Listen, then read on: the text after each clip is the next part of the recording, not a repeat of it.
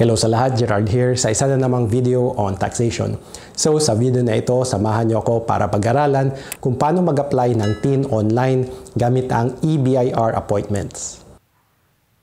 Ang BIR e-appointment system ay isang web-based booking calendar na kung saan pwede mo ma-access online gamit ang isang browser tulad ng Google Chrome, Firefox, or Microsoft Edge. Ito ay paraan para umiwas sa pila dahil ikaw ang pipili ng schedule kung kailan ka pupunta sa RDO para sa mga selected na BIR transactions. Take note na hindi kasama ang pagbabayad ng tax at pag-file ng return dito. More on application ng mga dokumento ito. Para ma-access ang e-appointment gamit ang iyong internet browser, pumunta sa bir.gov.ph/e-appointment. Yung link ay nasa description ng video na ito. Ito ang mga dapat alamin bago tayo mag-proceed. Una, depende sa transaction, dapat complete ang dadalhin na dokumento. Yung link ng checklist ay i-share ko din sa description ng video na ito. Pangalawa, dapat dumating 5 minutes before scheduled time. May palugit din na 10 minutes grace period kung sakaling late sa appointment. Pangatlo, ang system ay pwede lang mag-book ng isang transaction. Meaning, hindi pwedeng pagsabay-sabayin mo ang mga transaction mo sa isang appointment. Although sa mga RDO, pwede naman nilang i-entertain yung ibang transaction mo. Yun nga lang, pipila ka na niyan. And then, make sure din po na tama ang RDO kung saan ka mag-book ng appointment. Mag-research po tayo para hindi tayo ma-wrong venue. Ang panglima naman ay reminder na hindi lahat ng RDO ay mayroong e-appointment. Madalas ito ay sa mga probinsya na kung saan walk-in ang sistema na lang nila. Ang last two items naman ay regarding sa confidentiality at sa compliance ng BIR sa data privacy. Kung okay ka na sa reminders ng BIR, click Book Now. Piliin naman natin kung saan tayo pupunta. Ulitin ko lang na hindi lahat ng mga RDO ay mayroong e-appointment. So kung wala, walk-in ang transaction na lang ng TIN application nyo.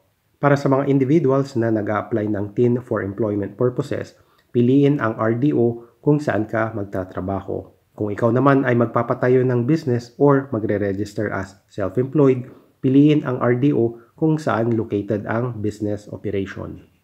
So sa pag-book ng e-appointment, step 1, pagka-click ng napiling RDO, piliin ang item number 5 which is application for TIN issuance. Gamit ang either Form 1902 for employees or Form 1904 para sa mga unemployed or first time mag-apply ng trabaho.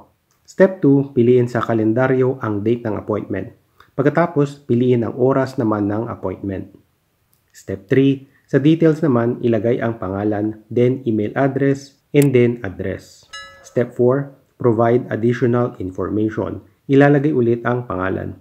Optional naman yung TIN and assuming na nag-a-apply ka pa naman ng TIN kaya i-blank na lang ito. Step 5, i-recheck lahat ng na-fill up kung tama. Then, i-click ang box na Book. Kung successful ang booking, makikita mo ang confirmation na ito at may email kang marireceive tungkol sa appointment. Dito naman ipapakita ko paano mag-reschedule at mag-cancel ng e-appointment. Pagka-successful ang booking, mariredirect ka sa page na ito. Pwede mong i-click ang reschedule upang mapalitan ang unang nabook na appointment o di kaya mag-cancel ng booking.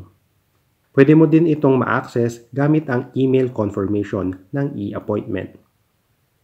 Sa pag-cancel naman ng e-appointment, click lamang ang cancel appointment na button, then click cancel booking. Pag successful ang cancellation, lalabas ang message na ito at makaka-receive ka ng email confirmation na canceled na nga ang e-appointment.